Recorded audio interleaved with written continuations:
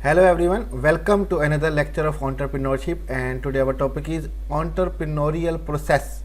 इसको entrepreneurship process भी कहा जाता है। ठीक है कि कोई भी कारोबार स्टार्ट करने का जो अमल होता है उसको हम कहते हैं the entrepreneurial process। There are many ways to organize the efforts of planning, launching and building a venture or business। बहुत सारे तरीक़ेकार हैं जिससे हम ऑर्गेनाइज तरतीब कर सकते हैं अपनी एफर्ट्स को, कोशिशों को ऑफ प्लानिंग, मनसूबाबंदी की, लॉन्चिंग शुरुआत करने की, बिल्डिंग बनाने की, अवेंचर और बिजनेस, कोई भी कारोबार। यानी कि हमारे पास बहुत सारे तरीके हैं कि हम अपनी कोशिशें कर सकते हैं, मनसूबाबंदी करें, स्टार्ट करें और एक बिल्ड करें बड़ा कारोबार। ठीक है, we will discuss the basic activities required और नेसेसरी फॉर दिस। हम डिस्कस करेंगे बुनियादी बेसिक एक्टिविटीज़, बुनियादी सरगर्मियाँ जो रिक्वायर्ड होती हैं या नेसेसरी होती हैं, ज़रूरी होती हैं फॉर दिस एंटरप्रेन्योर प्रोसेस के लिए। It is useful to break the entrepreneurial process into 5 phases.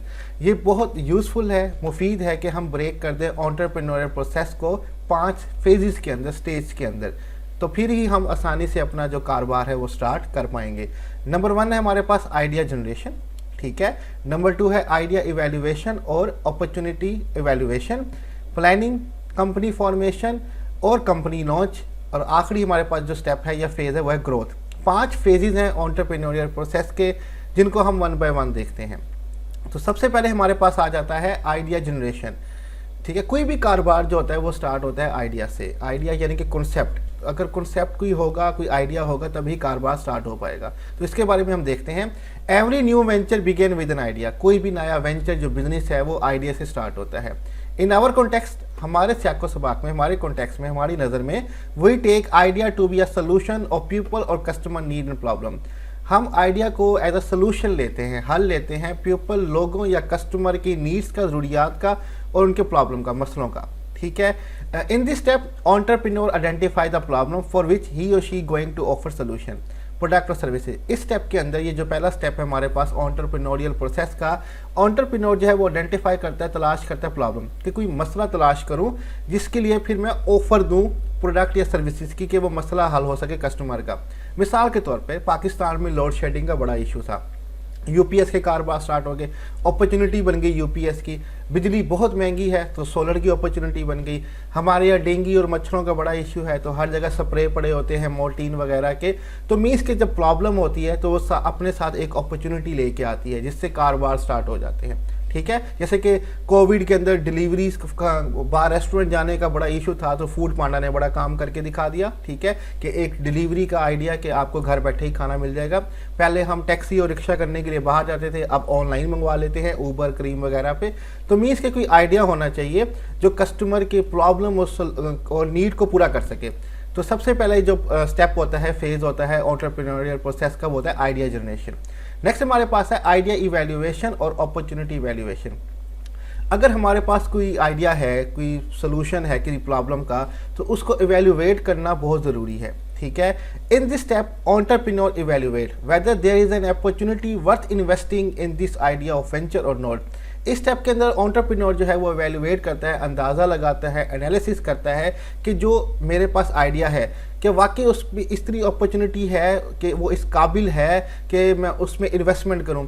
क्या वो वाकई लोगों की नीड्स और वांट्स को सेटिस्फाई कर पाएगा, प्रॉब्लम को सॉल्व कर पाएगा, क्या वो बिजनेस उसका चल भी पाएगा, लोग उसको एक्सेप्ट भी करेंगे कि नहीं। तो ये चेक करना बड़ा ज़रूरी है कि अपॉर्चुनिटी है कि नहीं है इन्वेस्टमेंट की हमारे आइडिया के अंदर। मिसाल के तौर पे कुछ अर्से पहले शार्क टैंक में एक 2 एंटरप्रेन्योर आई थी, फीमेल थी। उन्होंने एक डिवाइस बनाई थी जो किसी भी फ्रूट के साथ अटैच करेंगे तो वो आपको चेक करके बता देंगे कि फ्रूट अंदर से कितना ताज़ा है और कितना हेल्दी है। उनकी एक्यूरेसी बहुत अच्छी थी कि आप फ्रूट पे टच करके चेक कर सकते हैं, वो मशीन बताएगी कि इतने % ये हेल्दी है। लेकिन वो जो डिवाइस थी वो ऑलमोस्ट 5 लाख रुपीज़ की थी। ठीक है, यानी कि लाखों रुपए की वो डिवाइस थी। और अब आप उसको एक फल के साथ अटैच करके यूज़ कर सकते हैं और चेक कर सकते हैं कि ये फल ठीक है या नहीं। अब इसको कौन खरीदेगा? एक तो लाखों रुपए की डिवाइस, सेकंड के जितने भी डीलर्स होते हैं, बिजनेसमैन होते हैं, वो बल्क में फल खरीदते हैं। अब एक एक फल को वो चेक नहीं कर सकते। तो डैट इज़ वाई वो डिवाइस तो अच्छी थी लेकिन मार्केट में उसकी जगह मौजूद नहीं थी कि एक एक फल को चेक किया जा सके। तो जब भी कोई आइडिया दिया जाता है नया बिजनेस का तो उसको पहले चेक किया जाता है कि वाकई वो इस काबिल है कि उस पर इन्वेस्टमेंट की जाए या ना की जाए। नेक्स्ट हमारे पास है planning. Once you have decided that there is a opportunity, जब आप डिसाइड कर लेते हैं, फैसला कर लेते हैं कि हाँ इस आइडिया में अपॉर्चुनिटी है, यू नीड अ प्लान, आपको मनसूबा की या प्लानिंग की ज़रूरत हो जाती है। You will need to create strategies and operating plan to start your venture or business based on your idea. आपको क्रिएट करनी पड़ेंगी स्ट्रेटजीज, हिकमत अमली, ऑपरेटिंग प्लान्स, काम करने की प्लान्स, मनसूबाबंदी, टू स्टार्ट योर वेंचर, अपने कारोबार को स्टार्ट करने के लिए या अपने बिजनेस को on the base of idea की बुनियाद पे। यहाँ पे हम ज़्यादा डिटेल में नहीं जा रहे, हमारा टॉपिक आएगा बिजनेस प्लान के अंदर, उसमें हम डिटेल में जाएंगे। प्लानिंग में हमारे पास मार्केटिंग प्लानिंग होगी, ऑपरेशनल प्लानिंग होगी, प्रोडक्शन प्लानिंग होगी, फाइनेंशियल प्लानिंग होगी, ये सारी प्लानिंग्स होंगी। एचआर प्लानिंग होगी कि हम किस तरह से चीज़ों को जमा करते हैं, पैसा कहाँ से आएगा, मार्केटिंग कैसे होगी, उसमें हम डिटेल में बिजनेस प्लान के अंदर डिस्कस करेंगे।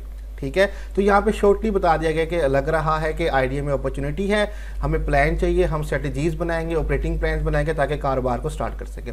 डिटेल वर्जन हम अगले आने वाले लेक्चर्स में देखेंगे। जब प्लानिंग हो जाती है तो फोर्थ हमारे पास स्टेप आ जाता है, फेज आ जाता है, कंपनी फॉर्मेशन और company launch. Once there is a sufficient planning, the entrepreneurial team form a company and creating the venture as a legal entity by registering it. जब हमारे पास काफ़ी हद तक मनसूबाबंदी प्लानिंग हो जाए तो एंटरप्रेन्योरियल टीम जो होती है, यानी कि एंटरप्रेन्योर्स के साथ जो काम करने वाले लोग होते हैं, वो कंपनी क्रिएट कर देते हैं और अपने कारोबार को लीगल एंटिटी, एक कानूनी हस्ती बनाते हैं, उसकी रजिस्ट्री करवा के। चाहे वो अगर शेयर्स होल्डर बड़ी कॉर्पोरेशन तो स्टॉक एक्सचेंज में हो जाएगी, वरना हम किसी भी गवर्नमेंट के अदारे में जाके, जैसे कि FBR वगैरह होते हैं, वहाँ पे जाके रजिस्टर कर सकते हैं, अपने कारोबार को काम स्टार्ट कर सकते हैं। नेक्स्ट हमारे पास फाइनली जो हमारा स्टेप है वो है ग्रोथ। ये बेसिकली प्लानिंग से एग्जीक्यूशन की तरफ जाने का है। आफ्टर लॉन्च, कारोबार शुरू करने के बाद, the company work toward creating it's product and services, gathering revenue and sustaining their performance.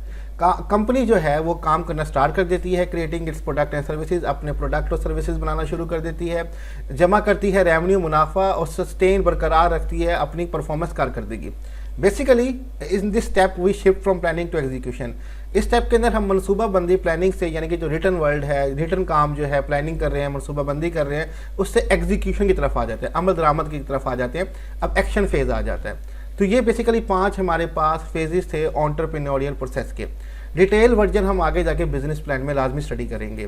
तो आज का लेक्चर हमारा यहीं पे ख़त्म हो जाता है। स्लाइड्स का लिंक मैं डिस्क्रिप्शन में दे दूंगा, आप वहाँ से डाउनलोड कर सकते हैं, और कोई भी क्वेश्चन टॉपिक से रिलेटेड हो आप कमेंट में हमसे पूछ सकते हैं। अपना ख्याल रखिएगा, अल्लाह हाफिज़।